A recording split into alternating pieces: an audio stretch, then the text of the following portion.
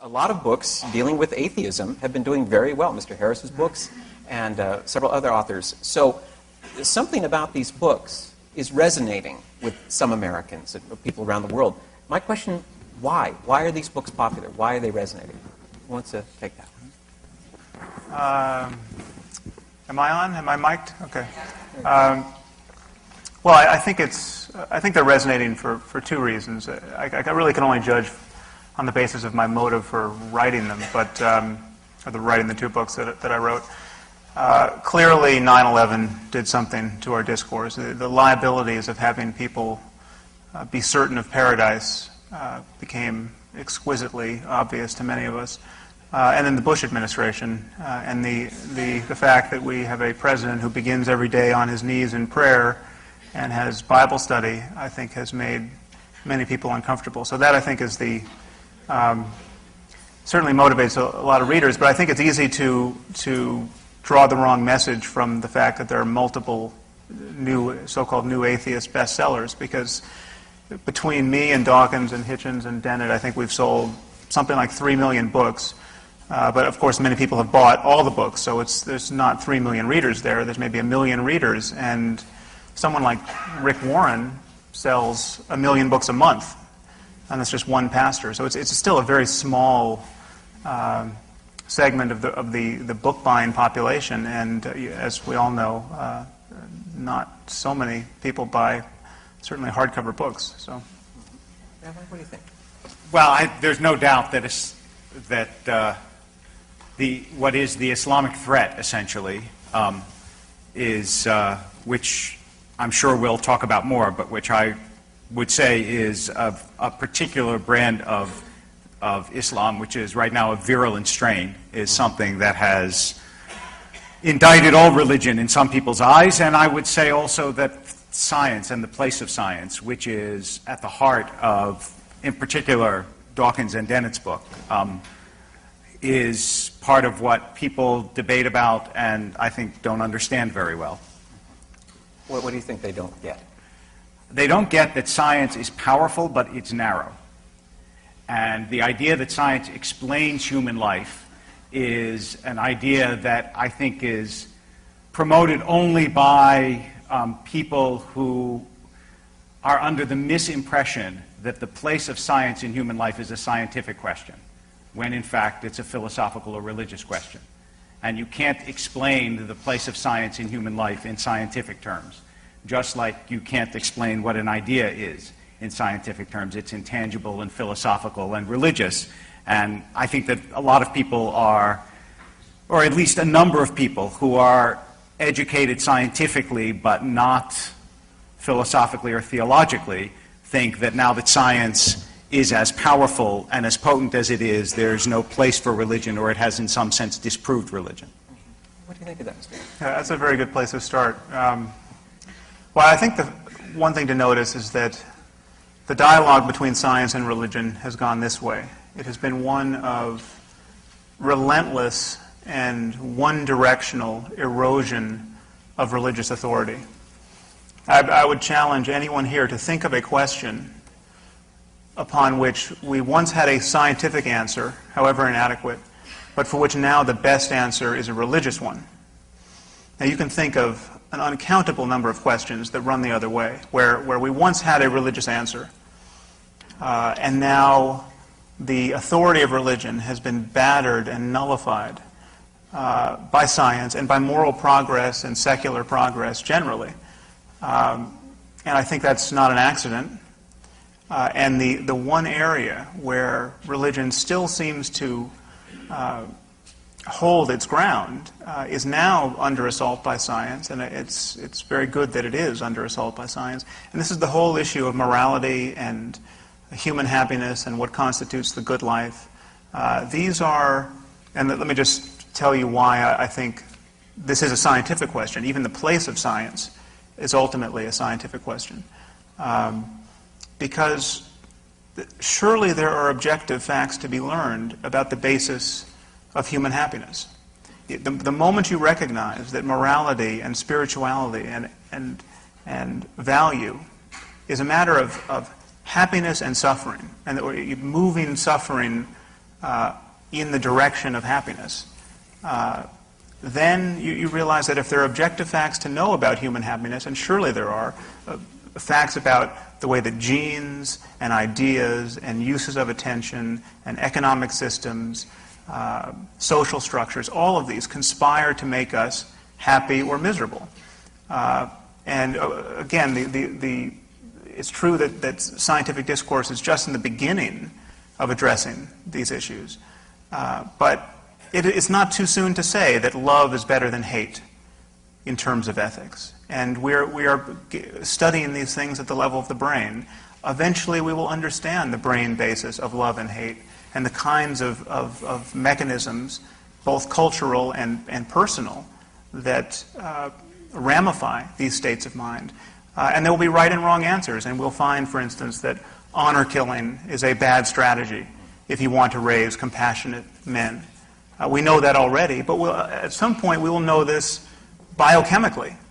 What do you think of that? Well, first of all, I can think of a couple of examples, although I don't think that that's crucial. But, for example, Marxism, which was the scientific study of societies and was thought of as a science. Nobody thinks that's science. Nobody thinks it is now.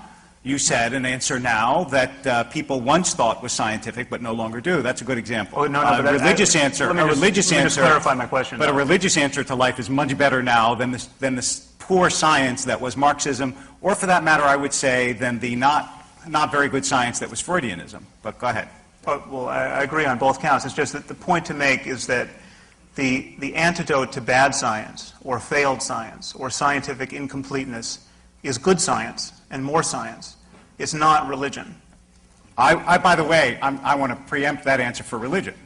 That's exactly the answer to bad religion or poor religion or failed religion is more religion, instead of saying that religion ought to be banished because, for example, people think mistakenly that good religion is flying planes into buildings. But I also think that the way that you set it up at the beginning is not the way that it used to be or that it has to be. That is, science and religion weren't classically in opposition, except in certain specific instances. And even those instances are much more complicated than we suspect. You know, Galileo and the Pope Urban, were friends. And there is a friendship issue as well as a lot of political issues that were involved in Galileo's eventual recantation. It wasn't just there was faith over here and there was Galileo over there, when in fact there were people in the church who agreed with Galileo. And Newton was a devout Christian, as you may know. And the relation between science and religion wasn't classically just oppositional. It was sometimes oppositional, but more often synergistic. And people believed that they coexisted, as they should. But you can't answer the question of what's a good life scientifically. You can't. Why not? I can say what will make you feel a certain way. But whether that's good, let me give you an example. You talked about happiness. There are some people who've lived very unhappy lives that religiously you would evaluate as very good lives. I mean, Rabbi Akiva at the end of his life was not happy. Right? I mean, he was martyred. But if you were to bring Rabbi Akiva back to life and say, would you say that the end of your life was good or bad, he would say, I have no doubt, painful but good. And if you said to him, but what about scientifically? He would say, well, scientifically I was being burned alive. But you can't evaluate my life scientifically. And in fact, I just want to give one little sermonic coda here. Anybody, just one. Yeah. Just one for the moment. Okay. How could you know me so quickly? Anybody who has children or who believes that they're doing something important in this world, or who works in difficult circumstances to bring water to villages or food to hungry people, would say that the idea that you could scientifically demonstrate a good life is worse than empty. It's a mockery. Okay, well that's good. I see that the term happiness is a little too effete to capture what I'm after here. I'm talking about well-being. I'm talking about all of the factors that we recognize that correspond to the good life. And I'm certainly open to the possibility that we have yet to fully characterize the good life religiously, philosophically, and certainly scientifically. I mean, this is an open conversation. The question is, do you ever have to believe anything on insufficient evidence to explore this terrain, to become truly... and what is sufficient evidence? Well, it's the kind of evidence everyone in this room demands on any subject other than religion. I mean, there are nuances here. It takes a lot of work to rise to the standard of scientific evidence, but science is the one language game we are playing where we get really straight and rigorous about what constitutes evidence, where there's a process of peer review, where you have a lot of smart people trying to prove you wrong, and where you actually win points by proving yourself wrong. And this is not what religions are up to. Religions are not falsifiable in this way. And I think you used a phrase that I thought was very useful to frame this. You talked about what used to be and what must be, I think was your phrase. And I think we should reflect on what used to be, because our religions come to us out of a tradition, in many cases, of human sacrifice. I mean, human sacrifice was virtually a cultural universal. This is where we come from. These are the roots of religion. It's been by no means rare for a child to be born into this world only to find that he's being raised by religious maniacs who think that the best way to keep the sun on its course or to cure the king's venereal disease is to bury or butcher or burn him alive as an offering to an imaginary god. This is not just the Aztecs. This is the ancient Hebrews.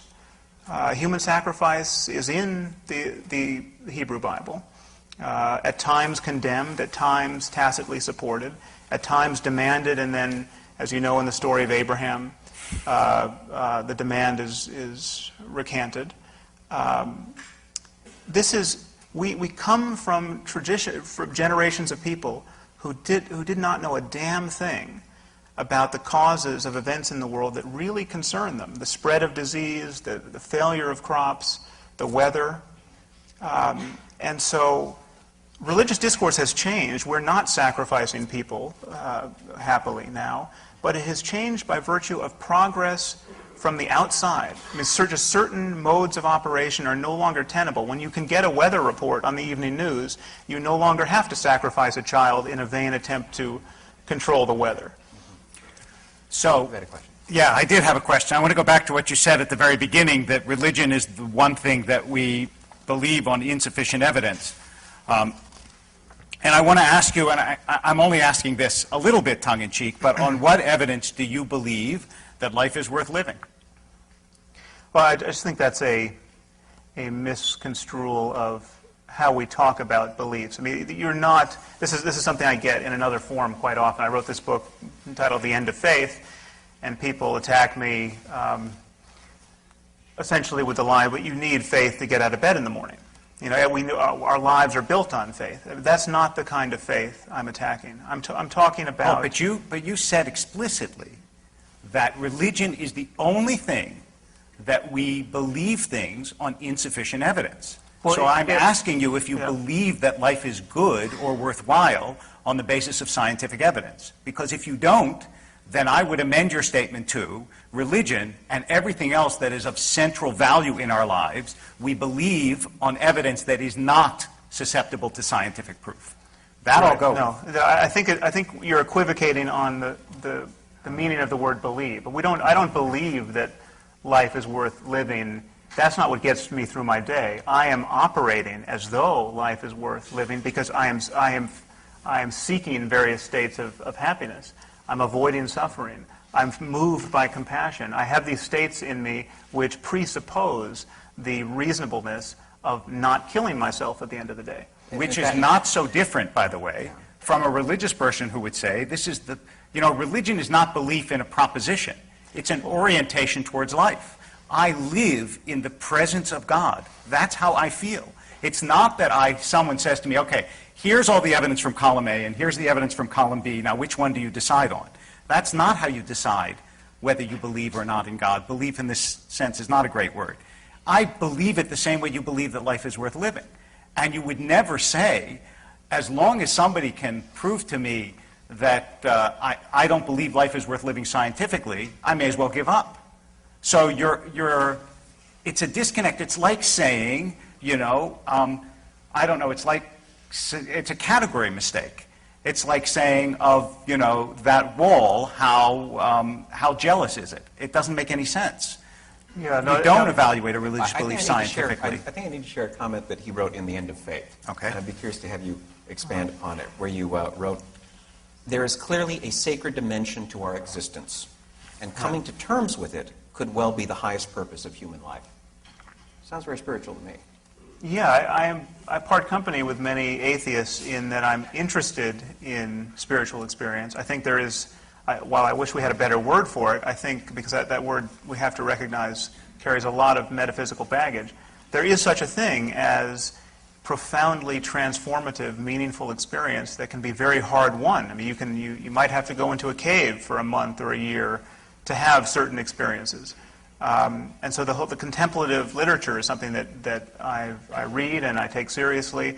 The problem is, it is all so riddled with religious superstition and dogmatism that you really do have to be a selective consumer of this literature. And every religious person takes his peak experiences as confirmation of the metaphysics in which he is seeking those experiences. So the Muslim thinks that this is his feelings of rapture during prayer. He thinks this confirms the fact that Muhammad was really in his cave talking to the Archangel Gabriel and that the Quran is the perfect word of God. And I mean, your claim that religion is not a matter of believing propositions is just manifestly false when you're talking about what billions I didn't of say people religion, believe. I said belief in God. Well, belief in God. I mean, It entails belief in certain propositions, but belief in God isn't a propositional belief the way I believe that this, table is hard. Well, for you, a belief in the divine origin of certain books figures rather centrally to Christianity, Judaism, and Islam. Yes. This entails a variety of claims which are on their face at odds with science. The belief that Jesus was born of a virgin may be a cherished claim for most Christians. It is also a claim about biology. I mean, this is why you can't keep religion and science apart. Their truth claims cannot be disentangled, which is what you want to do. I don't want to spend my night defending the virgin birth, but it's Now I have my story. Yeah. right. Yeah, exactly. It would be. But it refreshing actually if you is not a tried. claim about biology. What it is a claim about is the idea that natural laws, which themselves, by the way, are an article of faith. I mean, we know since Hume. No, you can't that's prove- a very slippery and dangerous Yes, slope. but it's true. I mean, you can. They are. You can't say. And this. I didn't start this. Hume did, and he was a good atheist. You'll notice nobody however, says this in an airplane at 30,000 feet. Having said that, yeah, well, it is. I didn't say that it's not an article of firm faith, but it's still an article of faith. That those laws can never be suspended seems to me on the face of it a claim that's unprovable, and there's no reason why a Christian can't say that the laws of biology have been suspended once in history or will be suspended sometime in the future. That's not the same thing as that doesn't But that is, to me to if be you a unpack that conflict claim, between. it is a claim Yeah. about physics and cosmology. I mean, it touches all of science. And so, I mean, for instance, the idea, this expectation on the part of something like 59% of the American population, according to Gallup, that Jesus will return to Earth to judge us. This entails claims about the human survival of death, apparently the human flight without the aid of technology. I mean, this is what people are visualizing. This is... Do you think, I'm curious, do you think that the idea of human survival of death is an anti-scientific claim? Well, in the naive form that most people entertain it clearly is. Now, this is Well, they another don't thing think that their body doesn't disintegrate. They assume that it does disintegrate. What they assume is that there is something inside of you that is eternal, which I assume as well. And It there's doesn't the seem issue to of me the resurrection. doesn't seem to me anti-scientific. Well, it's anti-scientific if you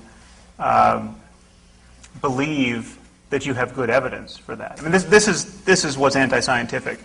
when your certainty, when your convictions don't scale with your evidence. I mean, I'm actually open-minded on the survival of death. I Right, don't you know. say about reincarnation, that there could even be evidence for it in your book. Yes, I mean, I can easily tell you what would constitute evidence. I'm not saying this evidence exists, but I mean, I can tell you what would constitute evidence for the truth of Mormonism. It's just not forthcoming.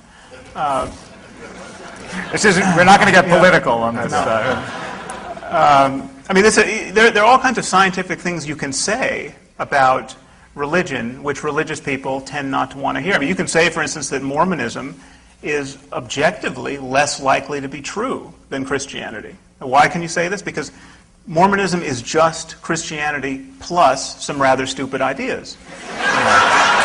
Let me ask you seriously a question that's not. This question is actually not a gotcha at all. I really do wonder whether you believe that it is possible, since you say something about the viability of intuition in your book. I wonder if you think that it's possible for people to know things, or, if you don't want to use know, to believe true things and feel like they have evidence for true things that is not accessible through reason? Or is that not possible? Yeah, well, this opposition between intuition and reason ultimately is a false one, because our reasoning is intuitive to the core. I mean, if I ask you how you know that 2 + 2 makes 4, you will be at pains to explain it. And intuition is simply that mode we're operating in, where things just strike us as true or false, and we can't get beneath them. Now, there are ways to get beneath them scientifically. I mean, we can know a lot about intuition and failures of intuition, and we use certain intuitions to get around other intuition. I mean, just take a very simple example. If I asked you if you folded a newspaper 100 times, how thick would it be? Most people intuitively think, well, I can do that, and it's going to be, as thick as the Sunday Times or a brick or something. But it's actually, 6 billion light years across. Now, how we get there with just the intuitions of arithmetic. I mean, you explain the process of exponentiation to somebody. How to fold a piece of paper 100 times is to essentially multiply its thickness by 2 raised to the power of 100, and then you see that the numbers get very big. Now, this is reasoning. This is you don't get much more rigorous than arithmetic in terms of reasoning, but it is intuitive to the core. The fact that any of this is intelligible is a matter of intuition. So yes, there are ethical intuitions.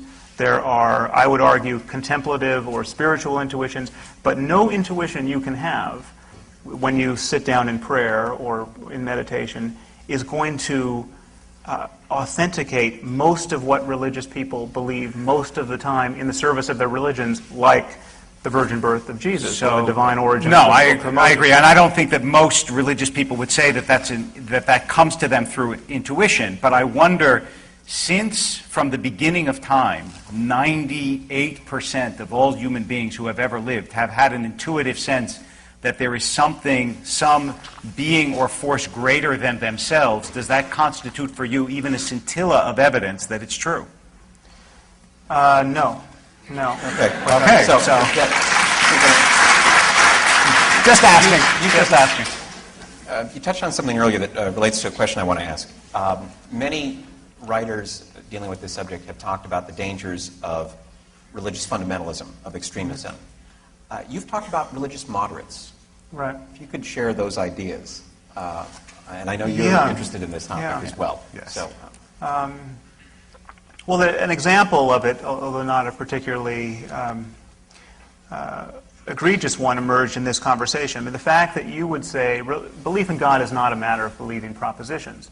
That is the kind of utterance one hears from religious moderates. I don't know how you would describe yourself, but you're not... I'm a fanatic. You're not a fanatic. No. Not about this, though. About other... The problem with saying that is that it effectively covers for... I mean, what you're arguing... Right. This is what religion should be, essentially. And yet it becomes a kind of descriptive claim, this is what religion is. And so we can... slip into a mode of not acknowledging just how much mad work and how much needless human suffering is being perpetuated because of explicit propositions So the that moderates people make believe. it acceptable, and you don't really realize how bad things are. Well, one, moderates want faith itself to be respected at all costs. And they want the basic project of raising children to be Jews or Muslims or Christians to be respected. And in that context, it is often very difficult to honestly evaluate just how much needless human suffering is being produced on a daily basis by religion and religious belief. So I understand what you're saying, that you, and I've read that you indict moderates because we give cover, in a way, for religious fanaticism. I would say two things, and I suspect the second will be the basis of another conversation here. The first is that it is, let's say, I don't know that I like the word moderates, but it is healthy religion that provides the only hope for sick religion to be well. I don't think that there is any chance that the preaching of irreligion will in fact persuade those who are fanatic to change their ways, but I think those who know how to speak the same language have some chance of doing that. The second point that I would make is that when you talk about the needless suffering that religion has caused, I think that it's time maybe to address the historical record, because I think that religion's record is nothing less than exemplary compared to irreligion. And so I would say that if you're going to try in this world to make a decent world, that historically speaking, although I won't speak for the future, you are much better off training people to believe that they are not the most powerful, most knowledgeable, most decisively able to come to conclusions about the world creation, but that in fact a certain amount of humility, both about what they know and what they do, is appropriate, and that humility Rabbi, how do you have tolerance? Comes from. But how do you have tolerance and faith coexist? Well, it has throughout history. Oh, sure it has. Absolutely. I mean, even today, let's take the most intolerant. You know, I find this really interesting. People, the other night, we had somebody who was, at the very least, I would say, as extraordinarily, she is I think she would probably call herself a reformed Muslim, no longer a Muslim. She grew up in Muslim society, is extremely harsh on Islam. So I said to her, what about Indonesia, which is the largest Muslim country? And she said, you know, we're very afraid of Indonesia being radicalized. And I thought to myself, if you're very afraid of Indonesia being radicalized, what does that mean about the largest Muslim country? That it has not yet been radicalized, or that there was a time before it was radicalized. And the idea that if somebody is the member of a certain faith, such as Christianity, which introduced the idea of toleration to the Western world, that therefore they can't be tolerant, is clearly contradicted by much of history. And it seems to me that if you want to find intolerance, you look for atheistic regimes. Would you rather live in North Korea or South Korea? Okay. South Korea is Christian. Don't North answer Korea that is communist. Yeah. Well, you cited many examples in your book. Yeah. Well, the thing is, this is a trick, and this is one of the reasons why It's not a trick. I'm not a fan of the term atheism. I mean, atheism is a term totally without content. It's like being a non-astrologer. You know? I mean, we don't have a word for someone who's not an astrologer. And if astrologers suddenly became ascendant in our society, we wouldn't need to invent non-astrology as a discipline. We could talk about reason and science and evidence and common sense and bullshit and put astrologers in their place. And so it could be with religion. And so this notion that Stalin and Hitler and Pol Pot were doing what they did because of atheism, because of non-belief in God. I mean, ask yourself, is too much skeptical inquiry really what's wrong with North Korea? I mean, the North Koreans are a cargo cult armed with nuclear weapons right now. They think that the food aid that we give them is a devotional offering to the genius of their dear leader. They are systematically impoverished, both physically and in terms of information. Too much knowledge, any knowledge is too much knowledge in North Korea. This is not a paradise of reasonableness. Now, all I'm advocating is that we use the same standards of rationality that we use in every other area of our lives when people start making claims about the divine origin of certain books and the virgin birth of certain people and the glorious end to history where the good people will be raptured into the sky, these are the kinds of things that we should apply pressure to. And it is taboo to apply pressure to these claims, and religious moderation, unfortunately, ramifies that taboo. Okay, so first of all, it's hardly taboo. I mean, 3 million books may not be a lot in your litany of bestsellers, but it's a lot of books, and I don't think that it's certainly in our society and in Europe it's not taboo to preach atheism. More books are poured forth every day. But here's the question. I do want you to look actually at the historical record. Let's just take the Western monotheistic faiths, okay? Before they existed, think about the world. Forget the pre-state world, where cultural anthropologists tell us that about 1 in every 4 men died of violent death. And then you had pre-monotheistic regimes like Assyria, Babylonia, which were savage beyond the imagination of anything you will find in the Bible or anywhere else. And then, all of a sudden, when it became possible for there to be a regime without a religion, and you know when that became possible, right? That became possible in the French Revolution. That was when it first became possible to not have a religion. Now, is it just an extraordinary coincidence that genocide started to enter the modern world, first with the bloodbath that followed the French Revolution, then with the Napoleonic Wars, that the worst war that ever happened in this country, the Civil War, was not a religious war, that when you had regimes, whatever you want to call them, that explicitly rejected religion, you had Stalin, Mao, Pol Pot, I mean, I could go on and on and on. It just seems to me an extraordinary coincidence, far beyond the possibility of believing, to say that, no, what was wrong with all these regimes is that they didn't think like Sam Harris. Because it's true, they didn't think like Sam Harris. But the values that you take with skeptical inquiry are values that, in fact, were taken from the religious regimes that you find unpalatable and that were rejected by all these regimes that were genocidal, including, of course, the worst from the point of view of any single country, which was Hitler, Mao, and Stalin. Okay, there are a few claims there that we have to shelve. One is this idea that you just claim that I got my morality from a religious tradition. Ask yourself, when you pick up the Bible or the Hebrew Bible or any holy book and find ethical wisdom in there, what is that process like? I mean, you pick up Leviticus or Deuteronomy, and you find that if a woman is not a virgin on her wedding night, you're supposed to stone her to death on her father's doorstep. Okay, presumably you choose to reject that pearl of ancient wisdom. And then you find another line, I think this is also in Leviticus, love your neighbor as yourself. Or the golden rule, as preached in the New Testament. And this resonates with you as a good operating premise to generate further moral intuitions.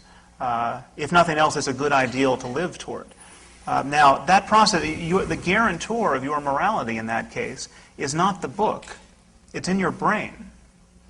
And this kind of truth testing is something that we bring to religion. Now, religion does a lot of work on people, and you can get good people to believe some very terrible things in the name of God, and this is what worries me about religion. And I think we waste time talking about Stalin and Hitler and Pol Pot, frankly, because these were political religions. These were dogmatisms through and through, and when anyone started to make too much sense in opposition to these dogmatisms, they were carted off and killed. These were not contexts in which rational discourse prevailed and the best idea won. So to call them science is just to misuse the term. And it's, I mean, in the case of Hitler, it's just a total non sequitur, because Hitler never really repudiated Jesus, and he used Jesus in his speech, and he was facilitated by 1,000 years of religious fulminating against the Jews in the name of Christianity. I mean, this is religion is implicated, certainly in the Holocaust. So it's not, I think, a conversation worth having. I'm sorry, I brought a quote. This is from Viktor Frankl, who is a survivor and a therapist. This book, The Doctor and the Soul. The gas chambers of Auschwitz were the ultimate consequence of a theory that man is nothing but the product of heredity and environment, or as the Nazis like to say, of blood and soil. I'm absolutely convinced that the gas chambers of Auschwitz, Treblinka, and Majdanek were ultimately prepared not in some ministry or other in Berlin, but rather at the desks and in lecture halls of nihilistic scientists and philosophers. Okay, well that is an opinion that I think we can all reject on its face. Really? Clearly. Do you really think you think Auschwitz yes, is the result absolutely. of I think that the rejection of transcendence and the idea that human beings are all heredity and environment and breeding and eugenics and social Darwinism was absolutely a much greater contributor than the hatred of Jews? Than the rejected Christianity. Well, it wasn't just the destruction of the Jewish people.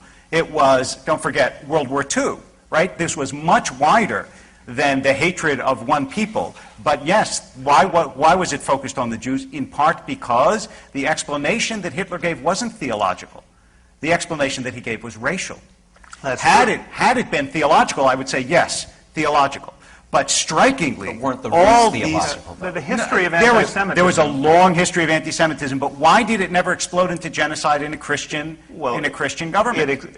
It was, first of all, the history of the Jews in Europe is a history punctuated by rather ceaselessly by pogroms and murder that was explicitly religious. I mean, you have something like host desecration. Yes. I don't know if you know about this phenomenon that I came across while researching my first book. The communion host is thought to be, once blessed, is thought to actually physically be the body of Jesus. And therefore, if it's mistreated, this is, you can literally, in torturing a cracker, you are torturing the body of Jesus. There are accounts of whole villages purged of Jews who were accused of having mistreated crackers.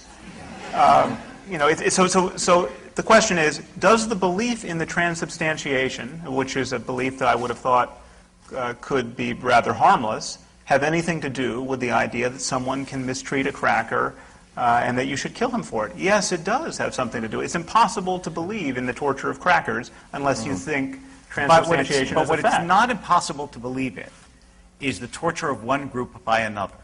And that is, as you know, virtually universal in human history. And it's given immense energy by religious hatred. The question arises, in what sort of regime are you likely to be able to get a society a la America where that is minimized? And it seems to me quite clear that if you look through history, although the depredations of religion, we could spend all night talking about the terrible things that have happened in the name of religion. But that would have much more power if you took essentially good people and made them rotten, as opposed to taking people who are predisposed to both good and evil actions and given them distinct identities one from the other. Nation states, religions, neighborhoods, so on.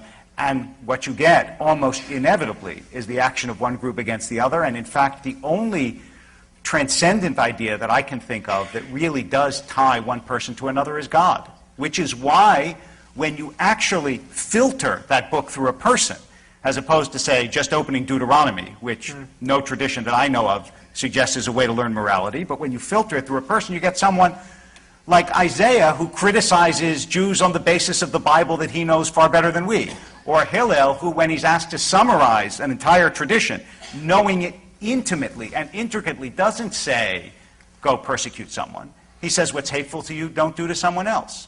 Because even though you can cherry-pick lines that are both funny and destructive, the truth is that every tradition is not made just of propositions. It's something that's lived and is bred in you, and if it works well, produces magnificent human beings. Yeah, and the problem is there are many gods and books on offer.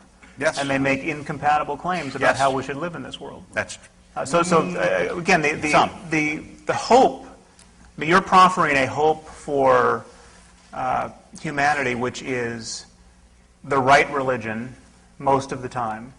I don't know how this is going to interact well with the spread of destructive technology. I don't know how we're going to get to a future where Muslims believing in martyrdom and Christians believing in the rapture will be a good recipe for good neighbors.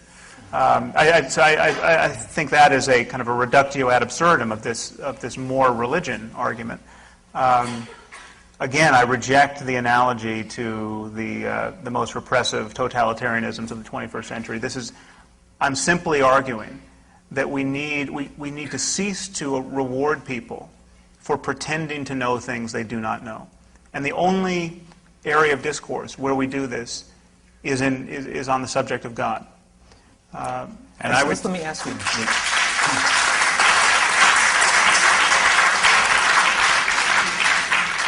On the issue of uncertainty, I'm curious how you two reacted to news this year.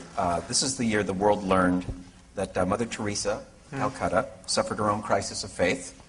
And she wrote some letters which were published. And in one of the letters she wrote the following: "I am told God loves me, and yet the reality of darkness and coldness and emptiness is so great that nothing touches my soul." Mother Teresa. Yeah. Were you surprised?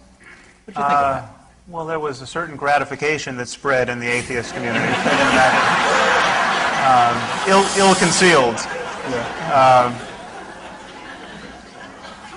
I mean, the one thing I would say about that is that the other thing that Mother Teresa's letters articulate is the process she went through of confessing her doubts to her superiors. And at one point it was recommended that she view all of this as a sign that she was sharing Jesus' suffering on the cross.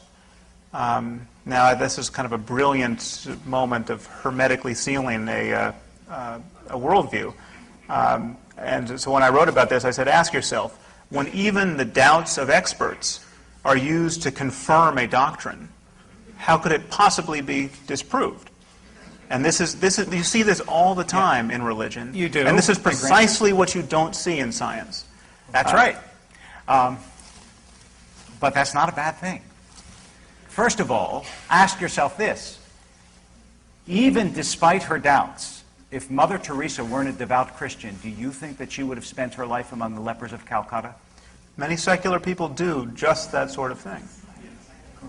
I mean, seriously percentages in terms of the kind of self-sacrificing work that she did. The truth is that it is not only is it far higher in terms of religious people, but I'll tell you something else in which Mother Teresa is an anomaly. Are you aware of the fact that overwhelmingly in study after study, and I can show you a notebook full of them, that religious people are psychologically happier, have better family lives, feel lowered anxiety, on and on. I mean, I can give you a whole list of things in all the studies.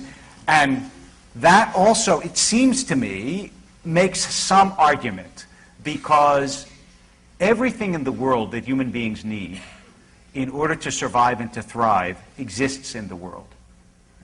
Other people, food, sleep, God.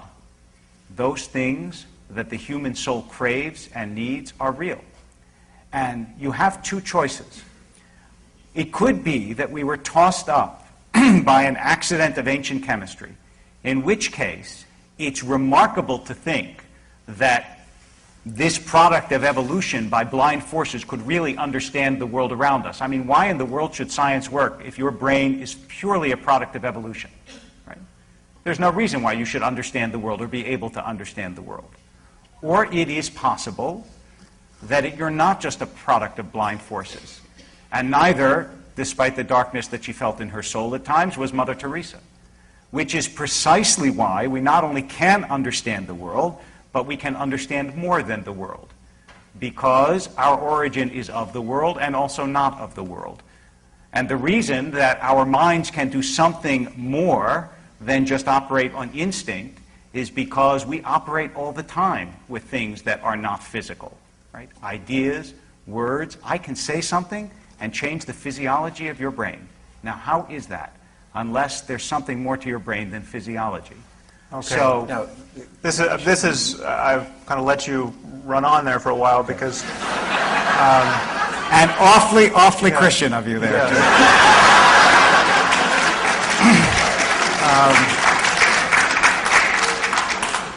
I certainly didn't mean that disparagingly, No. but Okay. you were essentially talking the talk of science, or attempting to talk the talk of science. You're talking about No. the basis of ideas in the brain, or they couldn't possibly be rooted in the brain. No. They're non-physical. I mean, Yes. that's prejudging the essentially the mind-body problem. Yep.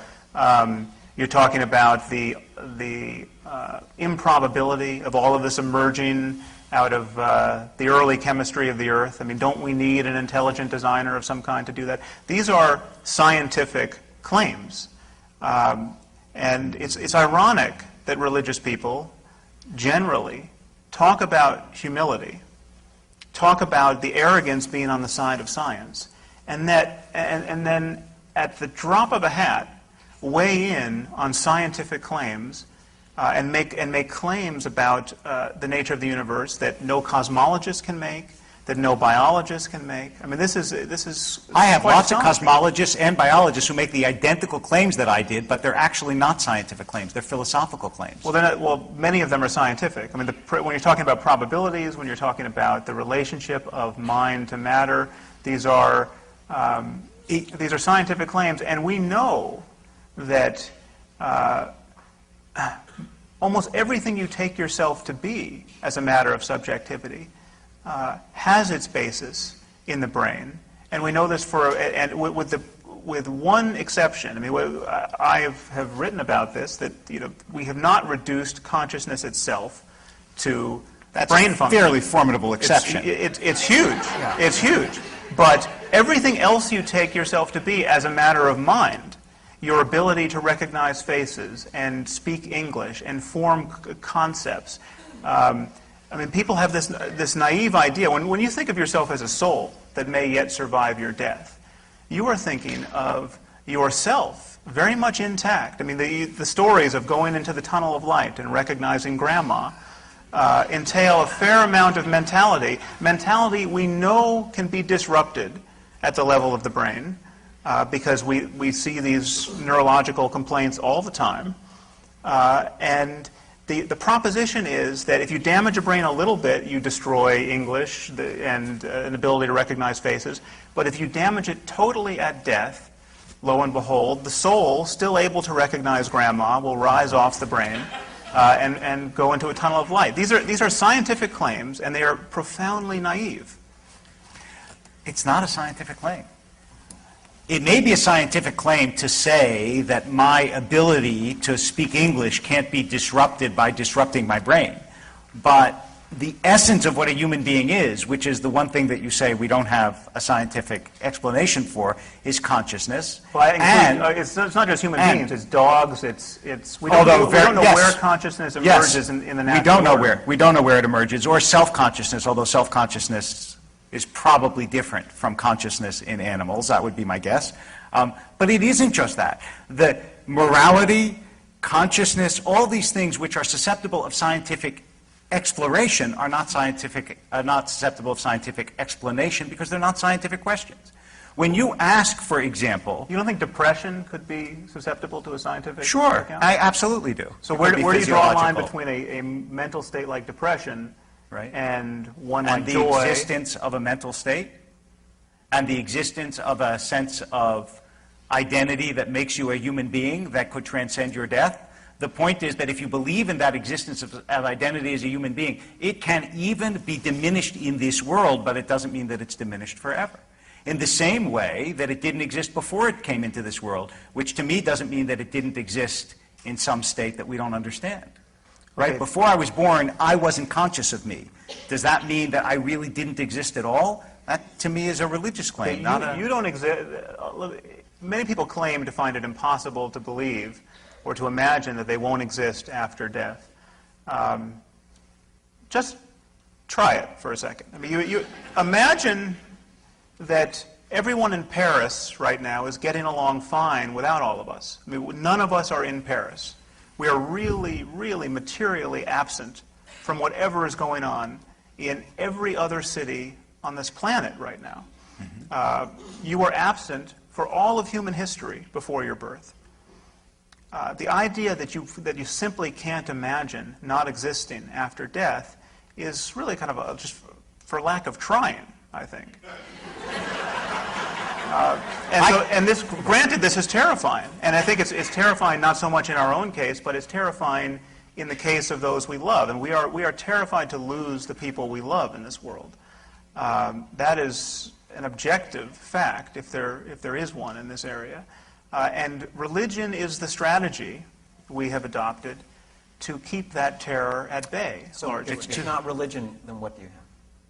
Well, it's not that you necessarily have a replacement for everything religion does on every question. I mean, you don't replace the belief in Santa Claus with something that does exactly what the belief in Santa Claus did. You know, equally consoling, equally motivating on Christmas morning. I mean, it doesn't happen. Except that it's just not true that religion is the strategy that we've adopted to deal with that fear. Religion is infinitely more than that and more complicated than that. Religion is also the strategy, if you call it a strategy. I mean, religion is also the recognition that the world is filled with an order that is inaccessible to measurement and reason. It's the recognition that human beings have a certain purpose in this world. It's the things actually that you espouse, although you don't espouse them with a religious purpose. I mean, it's the thing that gives meaning to what you say when you say this form of religion is bad and this form of religion is good. A moral judgment for which you have no basis if there is, in fact, no moral order. If it's just... Well, no, I absolutely did not say there was no moral order. So this is... Well, where does the moral order come from? Okay, this is something I want you to all know. Before we talk on that level, I want a kind of a big picture view for you all to notice. There are three ways to defend religion. One is to argue that religion is true, that one specific religion is true, or that God exists, or that the Bible was really dictated by him. Another is to argue that religion is useful. Okay, right. And this is a religion is Yes. useful argument. Religion is the basis for morality. Please notice that this is a very different track to run on, and it says nothing at all about whether or not God exists. Of course it does. No, because if I Of course it does. You, no, I'm sorry. You can't characterize my strategy and not let me tell you that you're wrong. But let me finish the point. Yes. Okay. Feel free to tell me I'm wrong, but just hear what I'm claiming. Okay. Even if I conceded that religion is profoundly useful, so useful as to be indispensable. You know, people without religion will just rape and kill each other, and we don't want that, so by all means, fill the churches and mosques and synagogues. That would not, for a moment, grant credence to the idea that one of our books was dictated by an omniscient being, or that such a being exists. All religion could function like a placebo. And I could invent a religion for you right now that would be guaranteed to be useful, in fact, more useful than any religion in existence, and you would know it would be untrue. I mean, right this moment, I could invent a religion which the precept is, be kind to others, don't lie, cheat, steal, or kill, and this is where it gets novel, make sure your children make every effort to understand science and mathematics to the best of their abilities. And if you don't... By the way, you could take that right out of Maimonides. He said that. Okay, and if you don't do that, you'll be tortured for eternity after death by a 17-headed demon named Dexter. Okay. If we could spread this faith to billions right now, we would live in a better world. Absolutely. If we could replace Islam with this faith, we would live in a better world, for starters. Okay? But that wouldn't lend the slightest credence to the idea that such a demon exists, or that torture after death. Can I tell you now why I disagree? Okay. So you're going to argue that it would lend credence? You're about to hear what I'm going to argue. Okay. If you live in a world in which the laws of that world fit with the natural world, then it suggests that, in fact, you are living the way you are supposed to live, the way that the world intends you to live. If there is I'm not saying this is a proof, but that it's a support, no doubt. If there is a God who ordains a certain morality, and you live that morality, and in fact it creates a good society and a happy life, and all those things, then of course it lends credence to the idea that the world is designed a certain way by a designer who wants a certain thing. And when you say, well, I'm going to take all those moral principles and separate them from God and watch, if you do those and you learn science, you're going to live a good life, all I would say is, absolutely it does. That's exactly what religion has been saying, and the reason it has been saying that is because religion is based on the notion that there is this invisible order which human beings can participate in that is ordained by something that is transcendent, and all those things combine to provide the religious person not with proof, because you don't ask for the same kind of proof that you do in science, but with conviction that that's true. Wait, it's not a question of convenience. It's not a question of convenience. Do you ask for the same? If I say Sam Harris's prose is straightforward, do you say, oh, it's very convenient that you don't have to prove that scientifically? No, you say, correctly, the judgment of straightforward prose, even though it may be universally shared, is not something that's susceptible of scientific proof. It's just the way it is. Or if I say Saul Bell is a wonderful writer, and you say to me, put that in a test tube, put that in a test tube, or I won't believe it. Yes. No, but no the existence of God is not a scientific claim. No scientist and no atheist has ever argued that every claim is scientific or needs to be subjected to that kind of proof. This is really a matter of common sense, and yet religious discourse I couldn't agree with you more. It is a matter of common sense.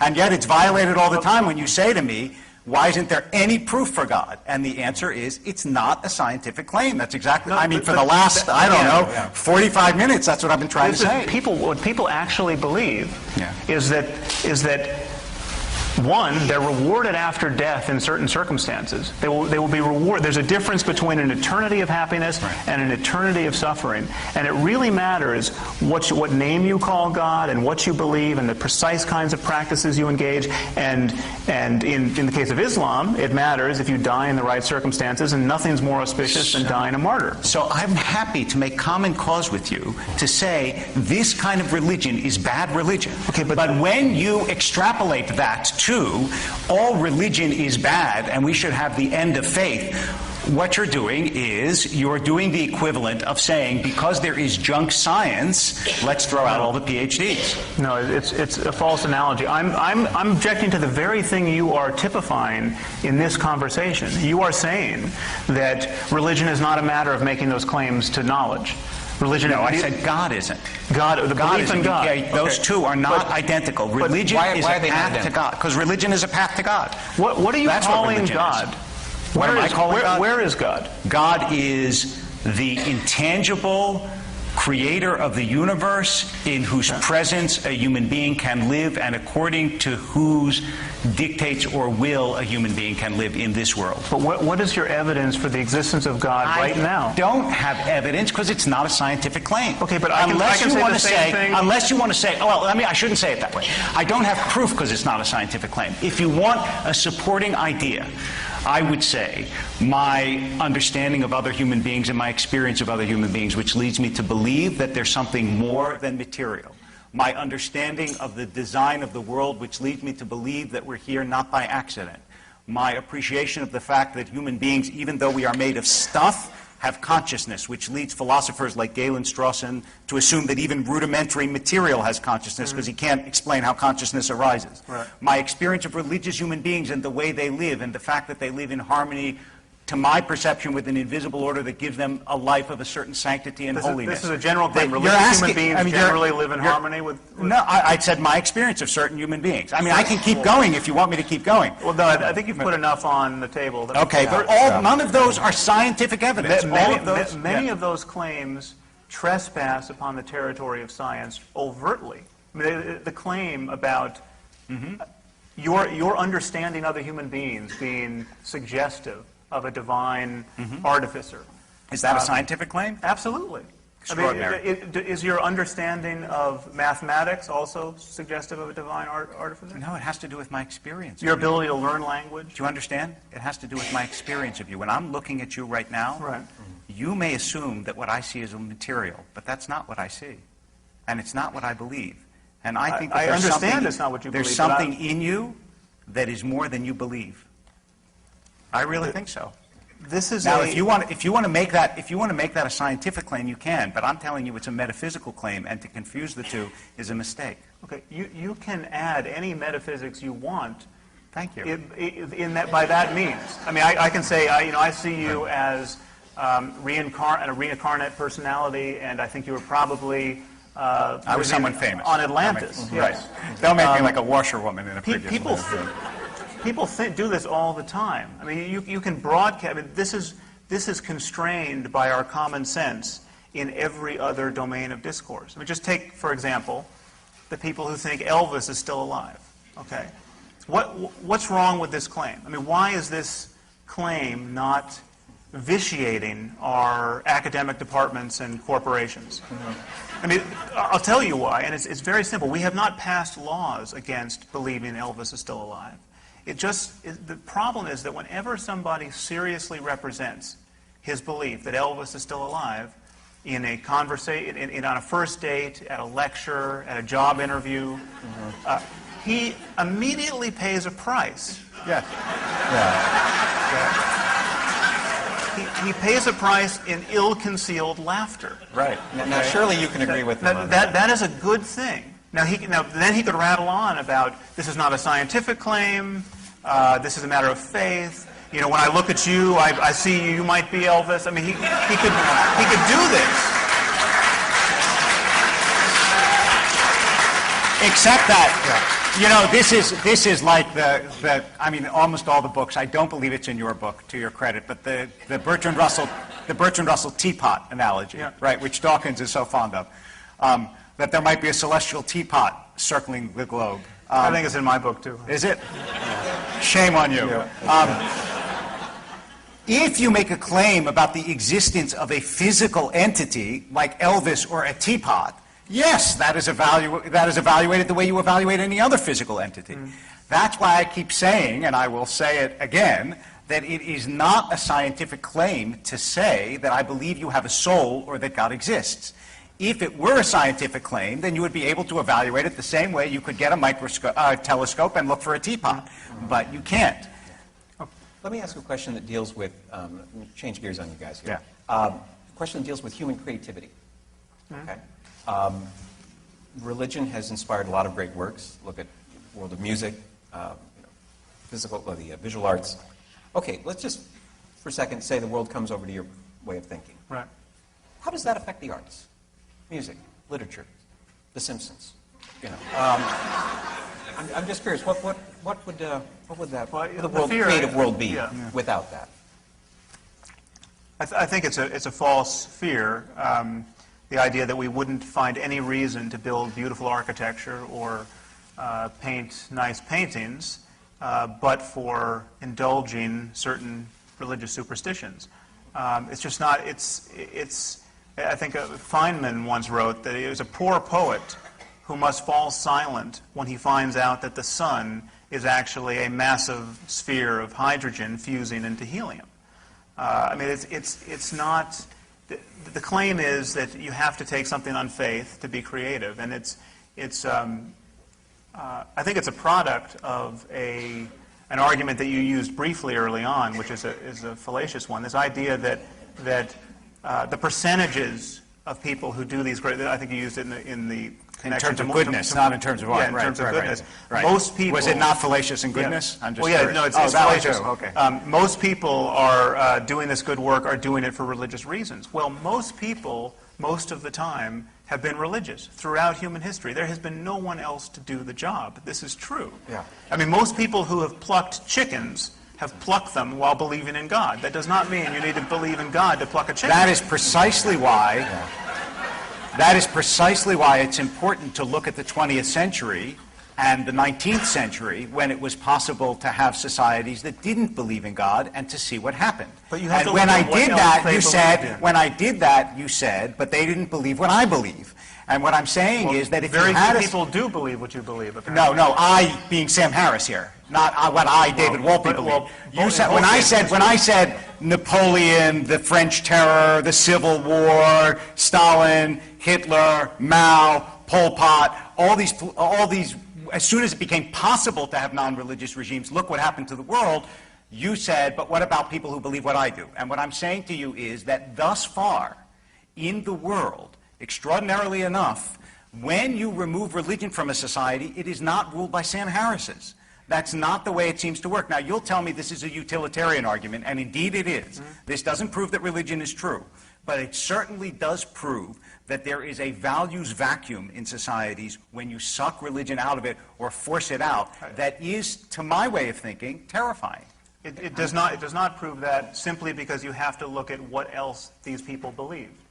There is a values vacuum in religion. There's a values vacuum in an organization like the Catholic Church that preaches the sinfulness of condom use in sub-Saharan Africa. Yes, I agree with you. Okay, there's a values vacuum in that same institution that shelters its pedophile priests. Yeah. Literally an army of child rapists, yes, based on its own intent upon maintaining its integrity as a religious institution. There's a values vacuum in, and I could go on. And it's not like religion is this perfect advertisement for the kinds of values you get once you believe that your book is dictated by the greater universe. It is an imperfect institution that is adopted by imperfect people in an imperfect world. And if you expect that it's going to be perfect, then you will be consistently disappointed. And that's why every religion that I know of emphasizes the fact that goodness is a continual and often failed struggle. And as does science. One would expect that science doesn't emphasize that goodness is a continual but failed struggle, right? Sure. Certain scientists may, but science as a whole doesn't say anything about the metaphysical nature of human goodness. And by the way, Richard Feynman said explicitly that science and religion ought to be able to coexist. So I'm glad that you quoted him, because that lets me get that little appercue in. I'm going to step in here now. I'm getting the signal over there that, do we have the microphone available for questions? Where's Gadi? Do we have someone on this side who has a question? Yes, please. Rabbi Wolpe, at the beginning of this discussion, Sam Harris talked about the Bible and how human sacrifice is pervasive in the Bible, and how the ancient Hebrews practiced it, but you didn't respond to that. No. And I wonder what your response would be. Sure. I didn't say that it was pervasive. Don't want to. The answer is that human sacrifice was pervasive around the civilization of the Bible. And in fact, Gehenna, which is the Hebrew word for hell, is based on the fact that in the valley outside Jerusalem, that's where the pagan peoples around the Israelites did sacrifice children, which gives you some sense of the meaning of sacrificing children in Hebrew tradition. Yiftach was the only one who actually sacrificed a child and is condemned by it all through Jewish literature. Abraham, the point of the Abraham story, according to many commentators, which I take to be, is precisely to say that although the gods of the world up to that time do demand human sacrifice, God doesn't, which is why, as the psychologist Eric Wellish says, the key phrase in that story is, don't raise your hand against the boy or do anything to him. Right? That's what the angel says to Abraham when Abraham raises the knife. And that's the key message. So to say that either the Hebrew people, the Israelite people, or the Bible advocates human sacrifice, and I'm not putting that in your mouth, but to suggest that is it's just a travesty of the Bible. Well, I'd add a few codas there. The picture is not quite that rosy. First of all, the Abraham story does not end with any resolute condemnation of human sacrifice. There are a few lines where God condemns human sacrifice in Deuteronomy and elsewhere.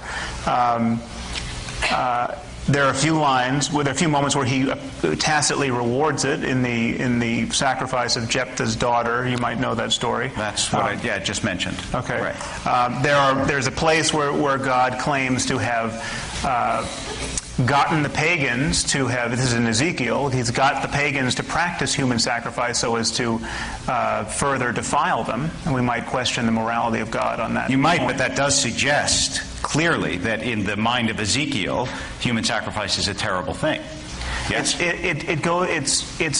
by no means as clear as you would want to be. It is the most terrible thing. It's a needless horror imposed upon by ignorant people on ignorant people. And in other words, that sacrifice which they did not practice and condemn is a mindless horror by ignorant people on ignorant people. First of all, they practice it. They got the substitution of animals. Right. The best God could think of was to substitute animals for this blood sacrifice. So, I mean, how many people in this room think animal sacrifice is somehow really as good as it gets? I'm just curious, how many of you eat meat? Just raise your hand. And when that animal is killed for the meat that you eat, is it a sacramental thing that feels holy when you understand you're doing something about taking a life? Or do you let the slaughterhouse just kill the animal and you buy it in saran wrap? Just curious. Not so easy. Oh, okay. Question over here. We're going to go back and forth. Yes, sir. Mr. Harris, you got pushed into a corner a couple times on the issue of utility, if not on the epistemic issue. And it seems like for a bunch of reasons, including like building imperfection and so preventing scapegoating, there is a degree to which it's tough to institutionalize skepticism. It leaves a complete vacuum, not an imperfection, when we try to suck it out of society. If that should turn out to be true, is that an indict of at least the new atheist movement, if not of small forms like this where we discuss the epistemic validity of God? Is there an idea that we shouldn't be going outside telling people to be skeptical of God because it leads to a bad society? Yeah, no, it's not a... there are kind of two levels on which I heard your question. I mean, how did you mean skepticism? Skepticism in terms of... In every time where the rabbi said atheist society has gone bad, you're like, yeah, that's not my atheist society. That's an ideology. Well, no. The thing is, it's a false analogy, because what was operative there was not too much skeptical inquiry on the nature of God. An unwillingness to believe in the divine origin of certain books. What was operative there were other ideas. Ideas about the purity of German blood in the case of the Holocaust. The about economics and rather bogus ideas about science in the case of communism. And these were other ideas, and just the rampages of tribalism and greed and megalomania on the parts of certain leaders. Other things were operative. It's not. I mean, I want to make it very clear. I'm not holding religion accountable for all the bad things religious people have done in the world. I'm holding it accountable for all the bad things they only could have done because of religion. Okay, and that's why calling Stalin an atheist is a false argument. He was not moved on the basis of his critical inquiry, on the basis of his lack of faith, to kill tens of millions of people. I want to clarify that, because I agree with you, but I don't think you're addressing the point. The question is not, I'm not saying that, put an atheist in and look at the terrible things they'll do. I don't want to be understood to be saying that. What I'm saying is, when you remove religion forcibly from a society, the question, and then I think this is what the questioner is asking, history shows that you get so far a terrible result. So the question is, can you in fact institutionalize this wonderful skeptical inquiry scientific basis that you assume? But he's not suggesting doing it forcibly. Yeah, nobody is suggesting a program here. I'm suggesting a program. Exactly what we do. Worse. It's exactly what we do with Elvis. I mean, or astrology, or anything else that gets laughed off the dais. I mean, just imagine or it's what we do with any other god but the God of Abraham.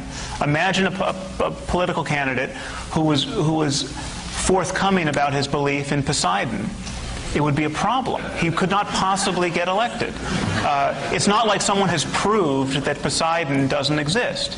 I mean, that is Russell's teapot. You cannot prove that Poseidon doesn't exist. The question is there any good reason to believe he exists? The answer is no. It's the same answer for the God of Abraham. Okay, question over here, sir. This is for first Mr. Harris, and I guess Rabbi Wolpe will respond. You had mentioned that there were three ways, I believe, to defend religion: the argument about truth, the argument about utility, but I didn't catch the third, and I don't think you got to the third, because I think the third you went off on some tangents, and I was curious what the third was and what the response to that would be. Well, the third is simply to attack atheism essentially as another religion, to say that it's intolerant, dogmatic, that it relies on on the same kind of, Rick Warren said it when I debated him for Newsweek, I don't have enough faith to be an atheist, he said, because it's the most gratuitous faith claim of all. It's the claim that the universe came out of nothing. Who could believe that? I mean, that's essentially the third. Question for that. Yeah. Question over here.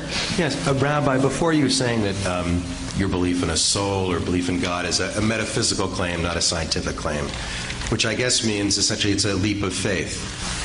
If it's a question of a belief in faith, then why, in the words of Rodney King, can't we all just get along? Why are religions fighting one another, killing one another over something that essentially is a fairy tale? I was with you until the last two words. Okay, so let's put the fairy tale phrase aside. And look, this is a critical question, and I would give two separate answers to it, both of which I think are complementary in both. First of all, it's very rare, not unprecedented. The Crusades are probably a precedent. It's very rare for religions to fight each other for no other reason than religion. You always got politics, you've always got land, you've always got religious economics. Jews throw dirty diapers onto other Jews in Israel because they're not really religious. We're not talking about disapproval. You're talking about serious conflict, right? And if you're talking about why Palestinians and Jews fight, why Pakistan and India fight, it's not just, oh my God, they're religious. Okay, that's first. The second issue is, I don't believe, is a religious issue. The second issue is an otherness issue. Anybody who believes that human beings are basically good and kind towards one another has never visited a playground, right? All you have to do, just go see how kids treat a kid when he first walks into the playground, because he's the other, right? And the challenge to religion is to transcend the treatment of the other, which at its best it does, and at its worst it doesn't. But the reinforcement of they're the other happens not only in religion. Why did France and Britain fight a 100-year war with each other? It's not because of religion. It's because the damn Frenchmen and the damn British, right? And that's ingrained in us, and that's what we need to overcome. Thank you. Let's see. Question over here. Yeah. Mr. Harris, these are four short quotes from your book, The End of Faith. While religious people are not generally mad, their core beliefs absolutely are. It is difficult to imagine a set of beliefs more suggestive of mental illness than those that lie at the heart of many of our religious traditions. Theology is now little more than a branch of human ignorance. And last, people who harbor strong convictions without evidence belong at the margins of our societies, not in our halls of power. So with that said, how dangerous do you think our world is when our own leaders, especially our presidential candidates from a supposed superpower, profess such devotion to the supernatural? Well, clearly I'm worried. I wouldn't be doing that. I think it's a few things to say here. It's easy to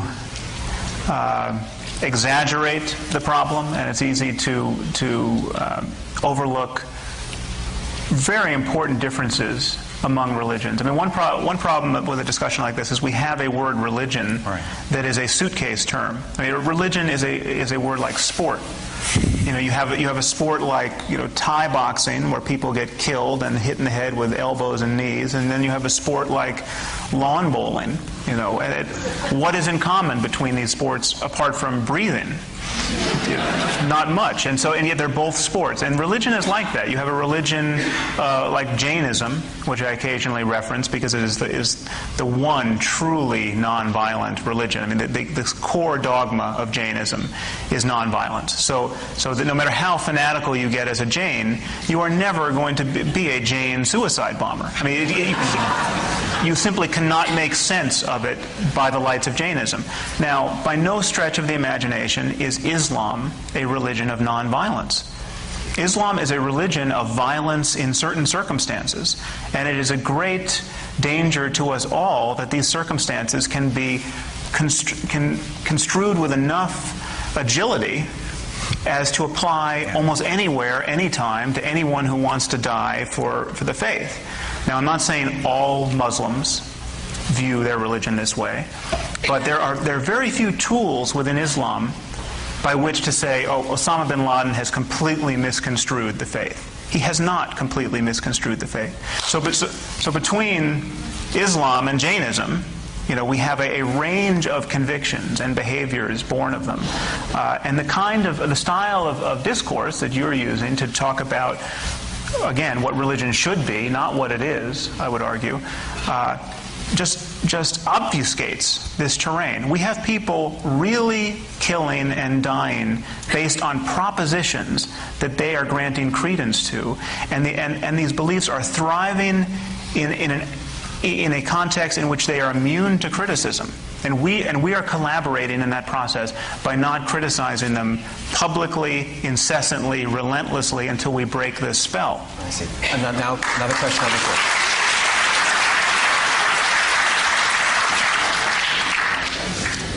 Rabbi Wolpe, I hear religion talked on many different levels tonight.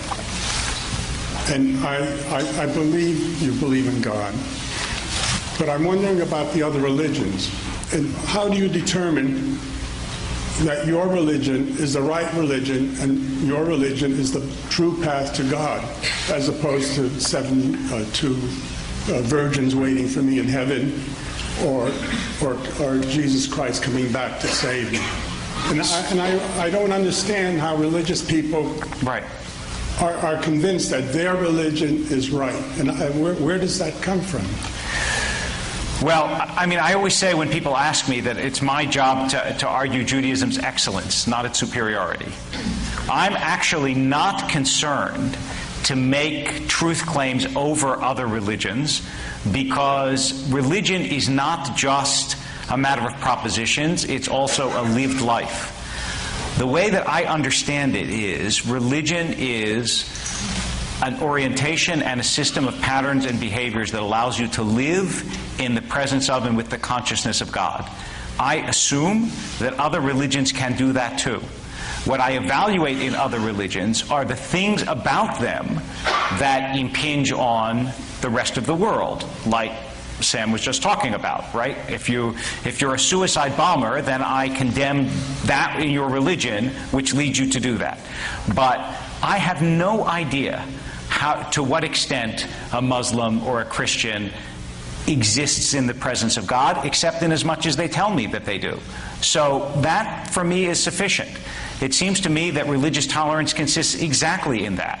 That is, I practice my religion because it gives me all the things that it gives me and because I believe it to be true. It doesn't mean that I have to belittle or dismiss the paths of other faiths. Question over here.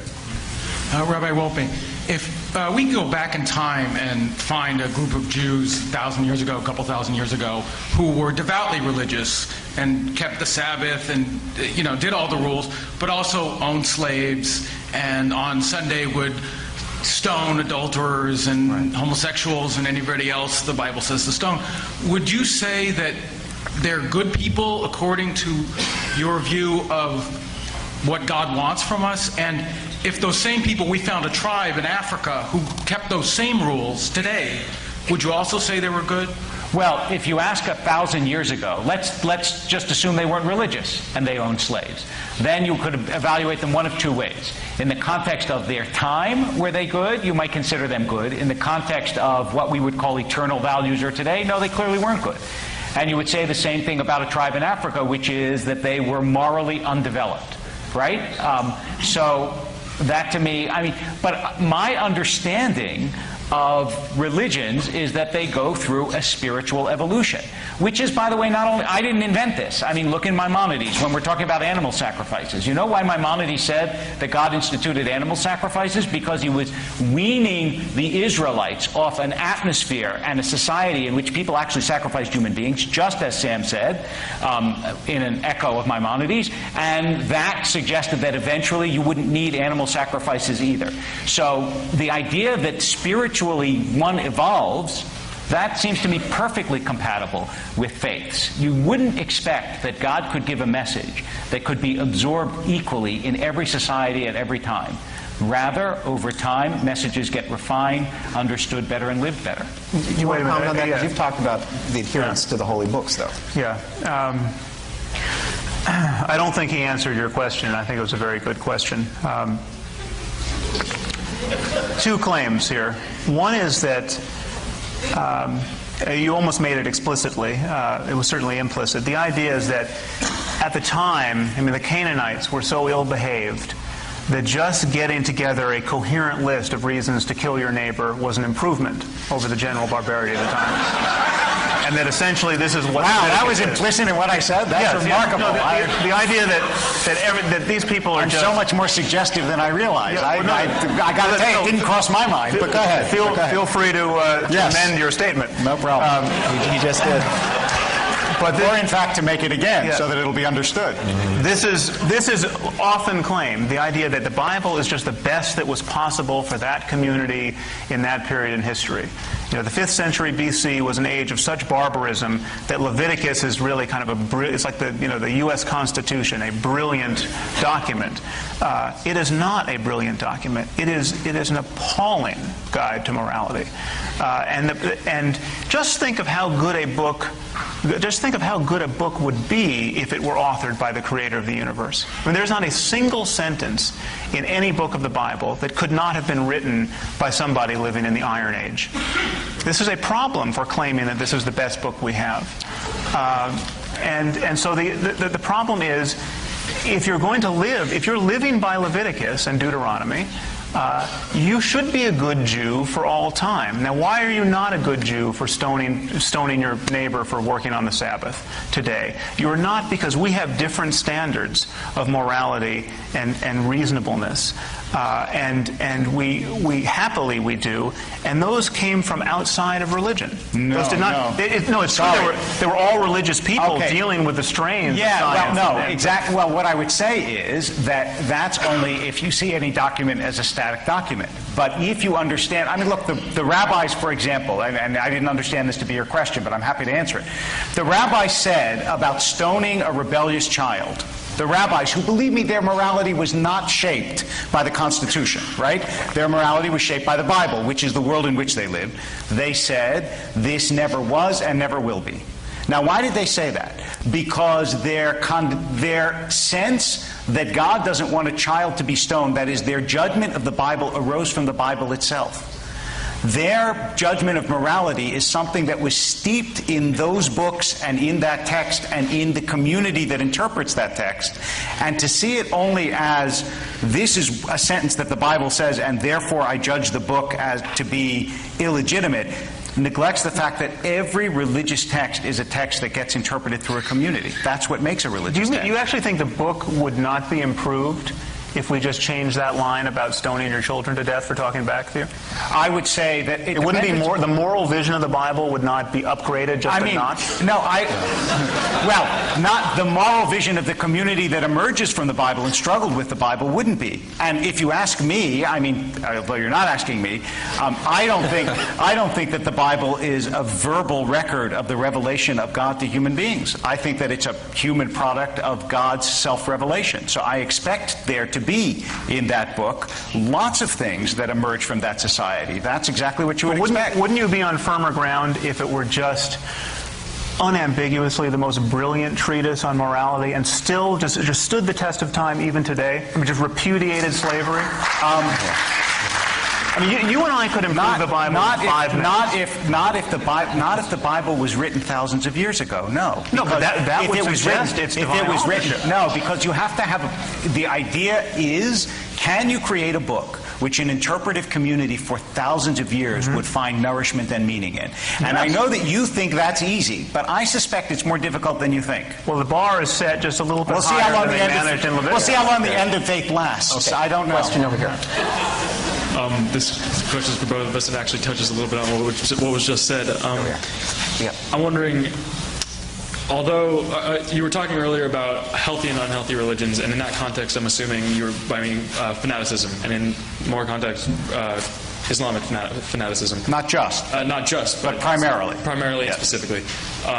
And although there are very few Jews today who are still stoning their children to death, there are still Islamic. There are Jews who there are still Muslims who are killing people, or killing infidels.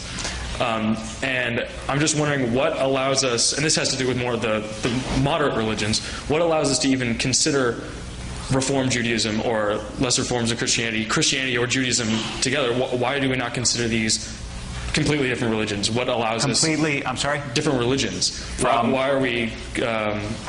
Why are they not separated? Why are they still... Completely different from Islam or completely different from other forms of Judaism? Other forms of Judaism. If there are still people today, I'm sorry this isn't very well produced. No, that's okay. I just wanted to be clear. For Jews, it's a slightly different question than for Christians, because Judaism is a nation as well as a religion. So it's not purely a function of belief, it's also a function of community. For a Christian, look, for a long time, Protestants and Catholics essentially felt that they belonged to different religions, despite the fact that we would see them as the same. I don't know exactly what the breaking point is, but I suspect that it's less doctrinal than it is organic. That is, at a certain point, like the Karaites, they just sort of stepped outside of what was the mainstream of Judaism and then disappeared. Whether that will happen to Reform, Conservative, or Orthodox Judaism, time will tell. But I don't know. We have a question over here. Yeah. Rabbi Wolpe, you pointed out that people with religious faith have been found to be happier, more content. Isn't it possible that that's just because they have found an answer? They've found answers to the most anxiety-producing questions that humans have about where we come from and where we're going after we die. Whether or not those answers are true, yes, they entirely feel possible. Yep. They have been relieved of that anxiety and are therefore happier. And I'd like Mr. Harris's comment on that too, please. Well, I should have added this when you brought it up.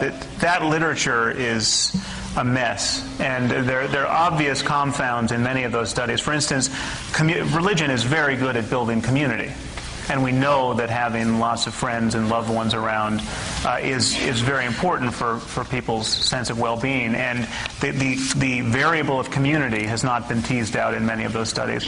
There's also the example of societies in Western Europe, like Sweden, where by every marker of the health of a society, they're healthier than our own. I mean, for educational markers, markers of violence and theft. I mean, they had I shouldn't have said every marker. I heard alcohol coming from the audience.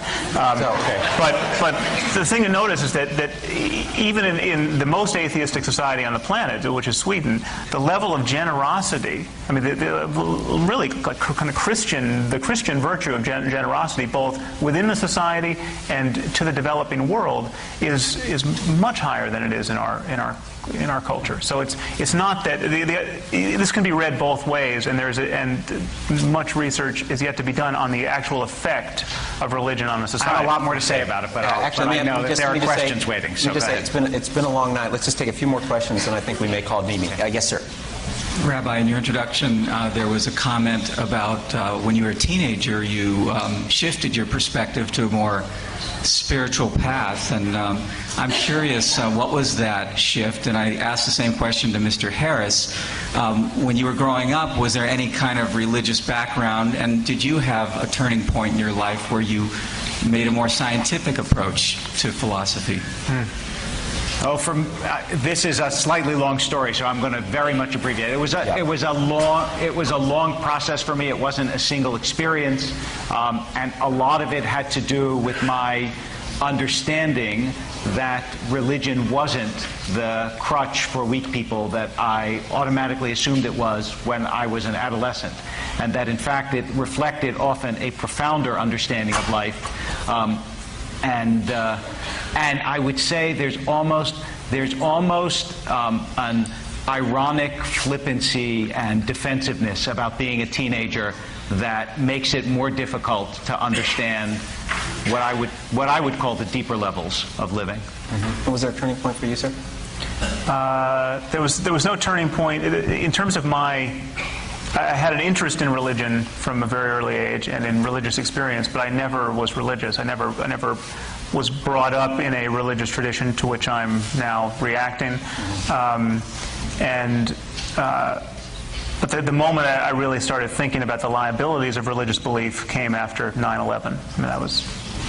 Oh, you, and then that's it. Yes, sir. It's particularly for Mr. Harris.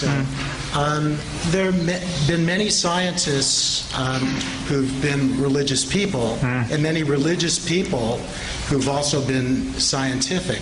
Why can't the two coexist? For example, one thing I've always remembered that I studied in college, Blaise Pascal had his famous wager. Right. Since you can't prove the existence of God nor disprove the existence of God, I'm better off acting in my life as if it's true that God exists. Right. And I was wondering if you could comment on those. Yeah, well, I think the best way to address the compatibility of science and religion is in the person of Francis Collins.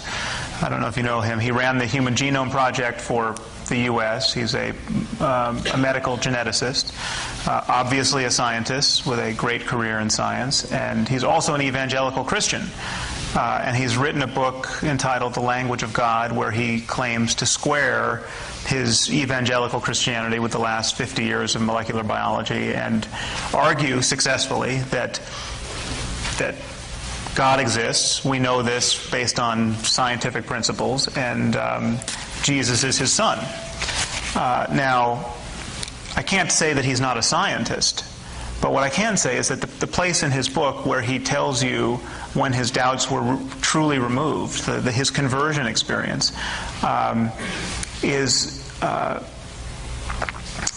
testifies to the way the human mind can be partitioned, where a scientist can lapse in the most egregious way in terms of his scientific standards. And because the passage goes like this: I was hiking in the Cascade Mountains and came upon a beautiful frozen waterfall, and my doubts were removed, and I fell to my knees in the dewy grass and surrendered myself to Christ. It's virtually verbatim. So now I would suggest to you that it should be obvious to all of you, and it certainly should have been obvious to Francis Collins, that if a frozen waterfall can testify to the divinity of Jesus, anything can mean anything.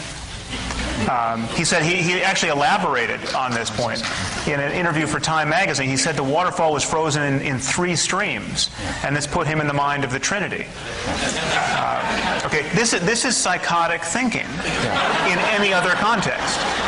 You know, what about that? Wait. Is that maybe that's the point? Well, of course, it's exactly the point. When you apply the wrong category to the wrong experience, it seems ludicrous. What he was saying is, I had a religious experience. Read the first chapter of Ezekiel. You'll see it in even a more extreme form. A religious experience, if you're outside of it and you evaluate it, of course, so does a poetic experience. I could say to you, shall I compare you to a summer's day? And you'll say, that's an idiotic thing to say. I'm not a summer's day. Well, of course you're not. And yet, there is a truth in not you are, but and yet there is a truth in metaphor and in imagery. And what seems to me significant, and by the way, I've read Collins' book, and I think it's a pretty good book. What is significant is here's a guy who was trained in science, who evaluates things scientifically and recognizes intuitively, as not everyone does, that his experience of religion is not to be evaluated scientifically. You think that that's a failing in him. I think that that is a measure of the largeness of the man's soul. Well, it's clearly a failing in that he goes on to make explicit claims about the divinity of Jesus, his resurrection, the likelihood of his return to earth. In other words, having had an experience of God, he believes the tradition in which other people who've had experiences of God have taught him, we've come here, but it's like what people said about Plato. Whatever road of life you walk down, you found them on the way back. That's what he experienced in his faith. Okay, last question here. Okay, Rabbi, do you think that Western religion in particular, and especially as far as science is concerned, the problem is anthropomorphic imagery of God and all the stories that we tell that, of course, appear to be, just unfathomable. The rabbis say that the Torah speaks in the language of human beings because they recognized exactly that problem. When you seek to express that which is not human, first of all, we're limited by our conceptual apparatus, right? I mean, how do you imagine? It's like when you read science fiction. So the creature has 3 heads, right? We can't really imagine something that is other than ourselves. And this is what I would say sort of as a I say to students, when you're 5 years old, you can't imagine what a 20-year-old is. It's far beyond your conception. Now, we are, in terms of God, far less capable of understanding God than a 5-year-old is of a 20-year-old. So we use very elementary images to explain something that is infinitely greater than ourselves. The only time it sounds silly is when you think you have to put God on a conceptual grid. When you say, well, obviously, there's no God, because, like Yuri Gagarin, the cosmonaut said, I was up there in space and I didn't see him. Right? Yeah. So, all I can tell you is, if that's your measure, you'll never see him. Yeah. So, now, let me...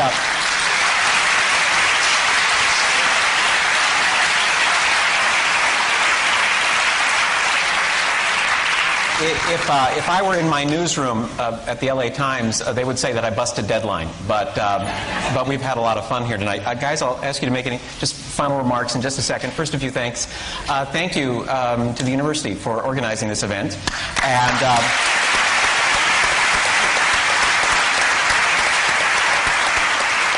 Thank you for those who asked questions, and you were very polite, a wonderful audience. And thank you for inviting me to the picnic. I really appreciate that. And don't forget, folks, books are out there in the lobby. Any last thoughts, gentlemen, you want to share? Oh, I go first? I will just a continuation of what I said, which is that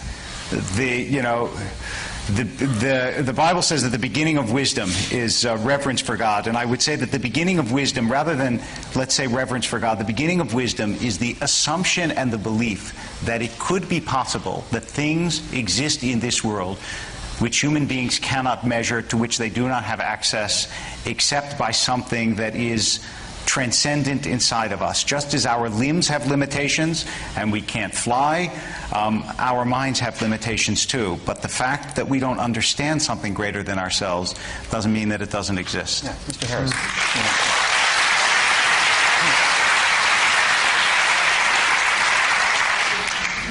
Any closing thoughts? Yeah. Well, I would say that the place to put our faith is in human conversation. This is all we have to work with. And the choice is to have a truly modern 21st century conversation, availing ourselves of all of the tools and all of the wealth of human effort that is our legacy. Or we can fixate our conversation in a prior century. It can be the 7th century if you're a Muslim. It can be the 5th century BC if you're a Jew. And we can privilege a conversation that was had then among people who could barely see the wisdom of swapping out their child for a goat in a sacrifice.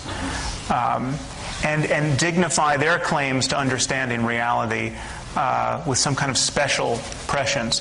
And I think we should be very leery of doing that, given what we see about us in the name of religion. Okay, thank you.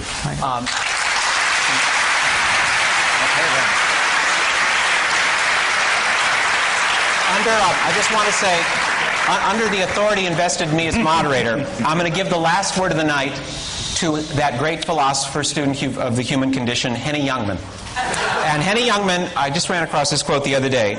He had the following to say about atheism. He said, I once wanted to become an atheist. I give up the idea. They have no holidays. Let's thank our...